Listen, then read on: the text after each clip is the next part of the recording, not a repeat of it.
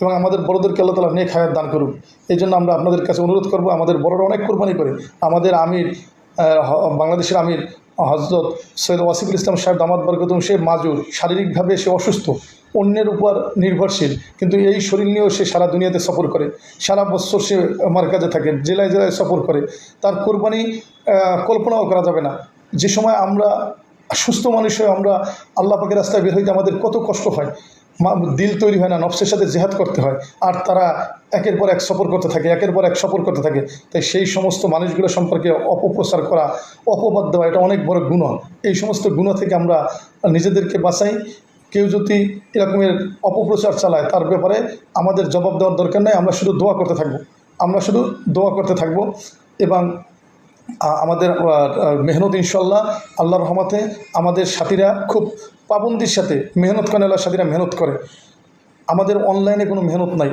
এই জন্য আমি আবার সাথী ভাইদেরকে অনুরোধ করব, আমি একজন ক্ষুদ্র মানুষ হিসেবে আমি নিজেও একসময় খুব অনলাইনে আপনার তথ্য আদান প্রদান করছি, কিন্তু আমাদের বড়রা বারবার নিষেধ করার পরে আমরা চেষ্টা করছি যে না, আসলে এটা তরিকা না। কারণ আমি তো মেহনত করি আমার আখিরাতের জন্য। আমাকে একজন এই কথা বলছেন যে তুমি যদি তোমার আখিরাত সামনে থাকে তাহলে তোমার কোনো তথ্য দেওয়ার দরকার নাই, তুমি নিজেকে বাঁচাও, কারণ এর দ্বারা তোমার গুনাহ হবে। তুমি যদি কিয়ামতের ময়দানে তুমি যদি নেক আমলের দ্বারা জান্নাতের কাছাকাছি চলে যাও, আর এই কারণে যদি তোমাকে আল্লাহ তাআলা পাকড়াও করে যে তুমি এরকমের মিথ্যা বিপদ অপবাদ বা এরকমের যেটা তোমার এই অনলাইনে প্রচার মাধ্যমে পেশ হওয়ার জন্য সেটাকে তুমি করছো, এটা কেন যদি তোমাকে আল্লাহ তাআলা পাকড়াও করে সমস্ত লোক জান্নাতে চলে গেল, তাহলে তোমার কি হবে? তো এই কথা আমি খুবই আমার দিলে এটার অনুভব বুঝতে পেরেছি যে আসলে আমার তো মেহনত আমার জন্য, কার জন্য আমার মেহনত না। আমার আমিরও আমাকে জান্নাতে নেবে না, যার যার কবরের শেষে যাবে। আমার আমির আমাকে সুন্দর কথা বলবে, রাহাবারি করবে, সেই রাহাবারির উপরে আমি মেহনত করব। সেই রাহাবারির উপরে আমি ভালো কথাগুলো তারা আমাদেরকে হেদায়েত দেয়, সেই রাহাবারির উপরে মেহনত করব।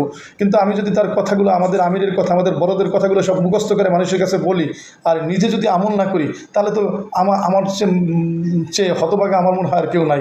এই জন্য আমাদের সাথীদেরকে বলবো, ভাই আমরা দয়া করে সব ধরনের মানুষের জবাব দেওয়া থেকে নিজেদেরকে হেফাজত করি। আমাদের মাওলানা মুশাফ সাহেব রহমতুল্লাহ একটা কথা বলতেন যে আমাদের দাওয়াত ও তাবলীগের মেহনতটা হাতির মতো।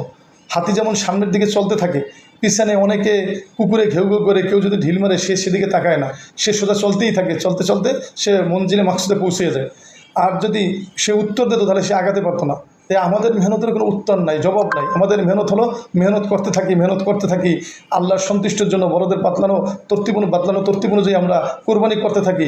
আল্লাহ তাআলা আমার নিজের জাতের ফায়দা হবে, মেহনতও আগে বাড়বে। যে আমাদের আমিরের বিরুদ্ধে যাতে ভুল তথ্য সরাইলে ওটার ব্যাপারে আমরা যারা নিজামুদ্দিন অনুসারীর সাথে আমরা তাদেরকে বিভ্রান্ত না হই। কে কী বোঝে, কী করে সেটা তাদের ব্যাপার, কিন্তু আমরা যারা নিজামুদ্দিন অনুসারী আমরা যাতে এই সমস্ত ভুল তথ্য বা এই সমস্ত কথার দ্বারা আমরা কেউ কোনো রকমের মনে বদগুমানিও না আসে, এটাই আমার আজকের মূল উদ্দেশ্য। আল্লাহ আমাদের সবাইকে হেফাজত করুক। আসসালামু আলাইকুম রহমতুল্লাহ।